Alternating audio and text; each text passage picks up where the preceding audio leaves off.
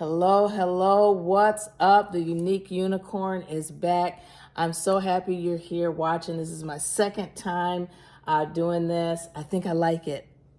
Basically, I am fascinated with tarot and oracle cards as pieces of artwork. I feel like when I buy a box of cards, I've got multiple pieces of art to look at. In the last couple months, as I've been fascinated with seeing the cards, watching the YouTube readers, I've had this fascination with crystals, and this is a collection just that I have collected. Does that make sense? Just in the last couple months. So as you can see, I am fascinated. What is this? What is the, okay. Anyway, amidst all that, I love to tell stories. So I thought, why not? Because I found myself doing this as I would look at my crystals and look at the different pieces of artwork. So what I do is what I've decided to do is come on here, pick a card, coordinate the colors of my crystals with the card. I love that. It's as close as I'm getting to being the actual artist. Don't judge me. And then from that, I just create a story. Now, let's get right into this. I actually tried to record this a minute ago. I did the shuffling on the camera. I picked the stone. I couldn't remember what the stone was called, and I just started over again. So the thing is, the actual rock crystal that I chose happens to be the same stone that I'm wearing. I don't believe in coincidences. So I decided I'm going to go ahead and keep the same card. And I already picked out the stones to go with it. And let's just start from there. Pretend like you saw me shuffle this. So starting from there, I want to show you that this is called The Spirit of the Animal Oracle Deck by Jody Bergsma.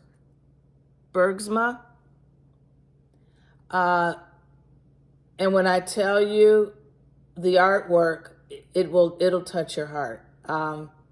If it doesn't, it's okay. But it's just beautiful, beautiful. Okay, so the card that I had when I shuffled and picked is the Black Bear. Oh, I should have adjusted the lighting. The Black Bear Guardian card. Can you see the bear and the mama bear and the baby bear? Maybe it's Papa Bear. And then there's two little birds. There's a frog down here. Oh, there's a little bumblebee. Okay, anyway, Black Bear Guardian. Gentle and wise protector, give me your confidence and power. Help me protect the ones I love. Awaken my intuition and guide me. And what I noticed on this card were these blues that were kind of bouncing off the black. Listen to me talking like I'm an artist or something. Oh, anyway, so what I had selected is the sodalite. Now this is a polished, reminds me of a tissue box or a book. And then this is a raw sodalite.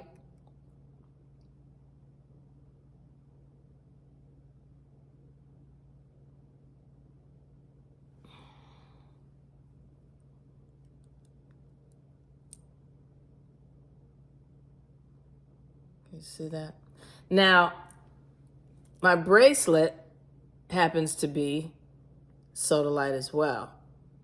Isn't that cute how you can have it in your... Oh, and I didn't realize this bracelet I got in Puerto Rico, there's sodalite in this too. Oh, snap. Okay, what's about to happen here? All right, so let me prop up the card. I'm going to put the sodalite stones there. And I'm going to quickly read you from the little booklet that comes with the oracle card, just so you can get a feel for, maybe this will help someone. Black Bear, Guardian, Courage, Confidence, Ferocity, Strength, Introspection, Intuition, Discerning, Dreamer, Solitude, Hibernation, Motherhood. The black bear is the consummate mother. She cares for her offspring with devotion. Woe to the one who gets between a mother bear and her cubs, her honey or her ideals. Huge power can roar in bear and demands our respect. Their calm, gentle demeanor with their young is juxtaposed by explosive, primal, warrior ferocity. This is the dual nature of black bear. Bears hibernate in the winter, and when they reappear in the spring, they are renewed with energy and wisdom. They are revered for being shamanic messengers from spirit and dream time. If you are a black bear person, you have a formidable, dynamic totem that will give you the map to survival and thriving. Bear brings you fearless power, hidden strength, and access to your dreams and intuition. This dualism of yin and yang, within and without, calm and ferocious, is the balance and confidence black bear can bring. Now, here's some questions that are kind of on the contrary that you might want to ask yourself. Are you quick to anger and lose your temper too often? Has your ruthless side unbalanced your peace? You need time in nature. Have you lost your connection to your intuition? Return to harmony with meditation and rest. Okay, so I hope that would help anyone that resonated with that. I'm going to just go ahead now and pause for a second, and I'm just going to make up a story. I love letting my imagination go wild.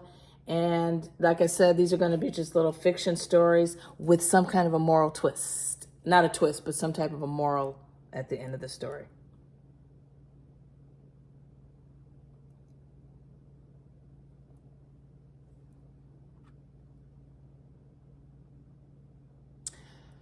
Once upon a time,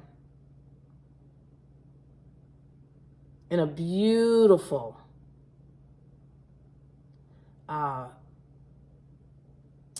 what's the word I want to use? Luscious? Can a forest be luscious? There was this forest that was just thriving, so full of all different kind of plant life, various types of insects, birds, amphibians, you name it. You find it in this forest. It's almost like something out of a fairy tale. Just beautiful colors. And there lived a bear, a baby bear that always seemed sad. Despite living in this beautiful land where birds tried to befriend him and the insects loved to hang around him, and even the flowers loved to bend in the direction of this little bear just didn't seem to realize what a beautiful oasis he was living in.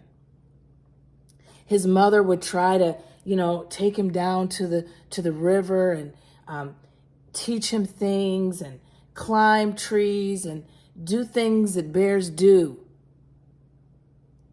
And yet and still, this little bear, let's call him LB. That was original, wasn't it? I'm sorry. LB just would not cheer up. One day, Mama Bear decided, I'm going to follow LB around. And I'm going to try to see, what is LB doing in his day? Is there any moment, is there anything that sparks an interest to him? Because not only did he walk around kind of like sad, he almost was emotionless, if that makes sense. So anyway, Mama Bear followed him around. Baby Bear just kind of walked around, went down by the river. saw the bees, saw the different insects, saw the birds, wasn't moved. Mama Bear witnessed as nature, other living creatures love to be around Baby Bear. It's almost like they were the bear and he was the honey. They were drawn to him. And yet and still, Baby Bear had no idea what was even going on. He just kind of looked around like, beat it, get away from me. As the sun began to set, Mama Bear began to feel there's nothing that I can do to help my little LB, because nothing sparks any kind of emotion from him. And just then, she looked and she saw LB lying on a tree trunk. As she quietly moved closer, she heard sobbing. Could it be that little LB was actually crying? Now, as a mother, to say, I'm so glad my son is crying, seems a little backward. But you see, the fact that LB was crying was showing, yes, there is, even though it's tears, there is something that is speaking to him. That evening, Mama Bear had a talk with LB. And she shared with LB that she had followed him and that she saw what happened when he leaned against the tree trunk. And LB's first reaction was anger and, why are you spying on me, Mom? What in the world? And Mama Bear said, but my son, my only intention was to try to find out what I could do to make you happy. But yet and still I found out, even though I was glad you were showing emotion, unfortunately, only thing I've seen is what makes you sad. And Baby Bear said, those weren't tears of sadness. And Mama Bear was, she stepped back. Well, wait a minute, then what's going on, LB? What's happening? You don't ever show any emotion, and here you are looking all sad, laying on this tree trunk. And then LB said something that touched Mama Bear's heart. LB said, that trunk that I was leaning on,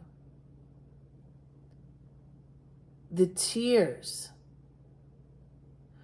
were tears of gratitude, Mom. Mama Bear kind of scrunched up her nose and squinched her eyes a bit. What? I don't understand, my son. And LB said,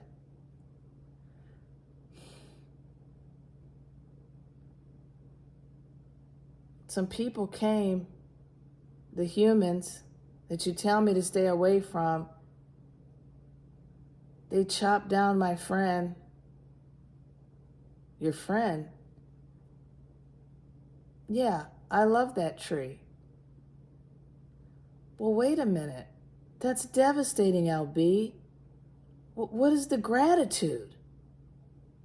And LB said, I'm thankful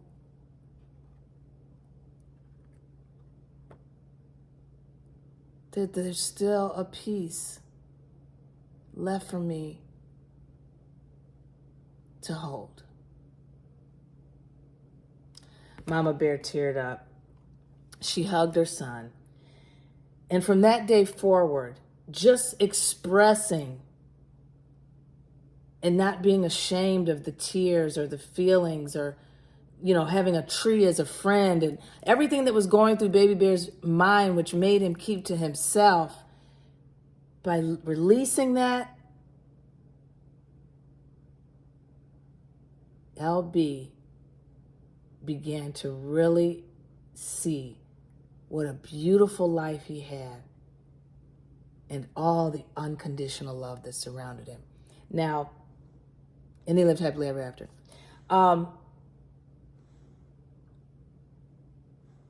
The moral of this story is there are times in life where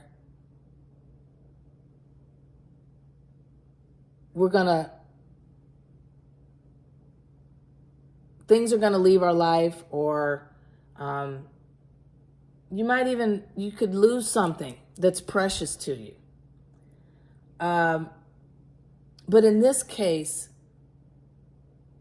in this story, there was a physical piece of this tree that was left for LB to hold on to. But the message I would love for someone to receive is this, is if you lose something that is dear to you,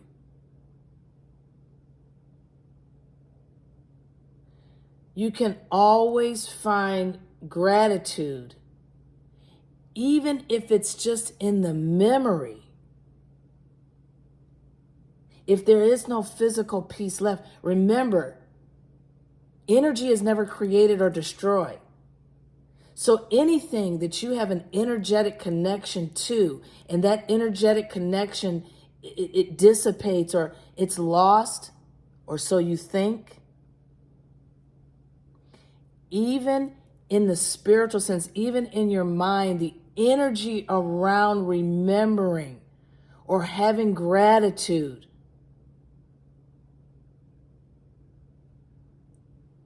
it's really just as powerful. I'm not saying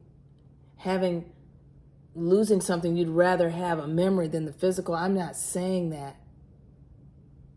What I am saying, though, is if you go a little deeper and you think about everything as being energy, then I hope that even a little bit of comfort can come to your soul, that what you think you lost, you really didn't ever lose at all, because it's always going to have an energetic place. Depending on you, there's some things that we don't have anymore, and we're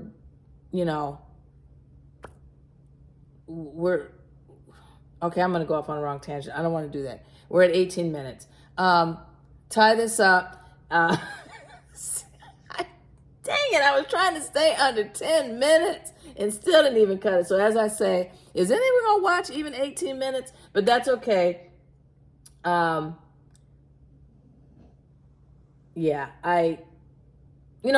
about the time. I'm not going to get caught up in that. No, I'm going to finish my thought because I'm onto something. If you go a little bit deeper and you realize that energy is never created or destroyed, and this is where you get into spirit. Even if you've lost something, if it's something that's dear to you, if you look at it from an energetic standpoint, and the energy can't be created or destroyed, then have you actually, in essence, lost said item?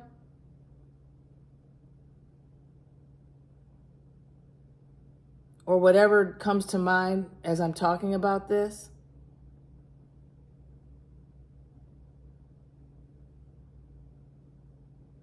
It's up to you whether or not the energy that you have felt with something, it's up to you to reach out and grab it and experience it.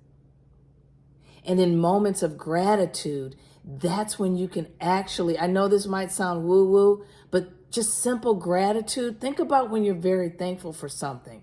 Something stirs up inside of you. There's this warmth. There's energy. You can feel it. And a sense of love and joy comes over you. That's all energy.